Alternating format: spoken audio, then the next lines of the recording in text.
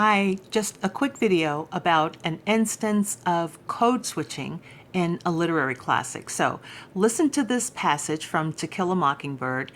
It's Jem and Calpurnia talking on the afternoon when she took them to church with her. So listen to this brief passage and tell me if what you hear, in fact, is Calpurnia explaining code switching.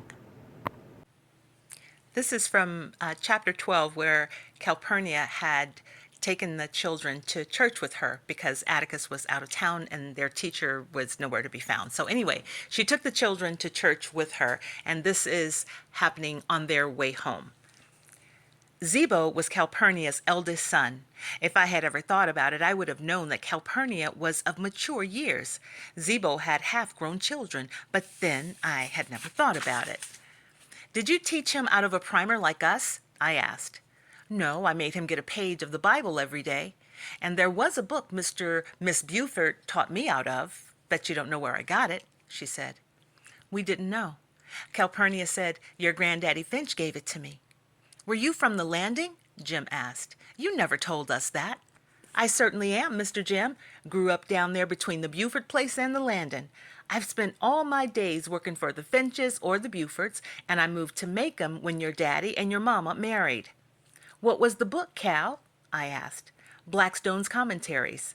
Jim was thunderstruck. "You mean you taught Zebo out of that?" "Why, yes, sir, Mr. Jim."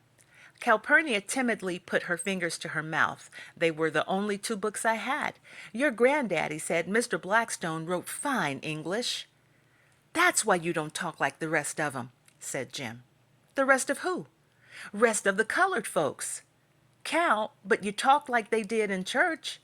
That Calpurnia had led a modest double life never dawned on me. The idea that she had a separate existence outside our household was a novel one, to say nothing of her having command of two languages. "Cal," I asked, "why do you talk Negro talk to your folks when you know it's not right?" "Well, in the first place, I'm black." "That doesn't mean you have to talk the way they talk when you know better," said Jim. Calpurnia tilted her hat and scratched her head, then pressed her hat down carefully over her ears. "It's right hard to say," she said.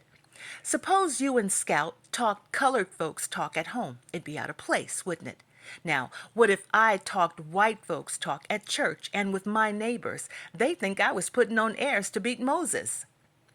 So I'm going to stop right there, but please tell me in the comments, do you think what Calpurnia is describing here is code switching? Thanks for listening.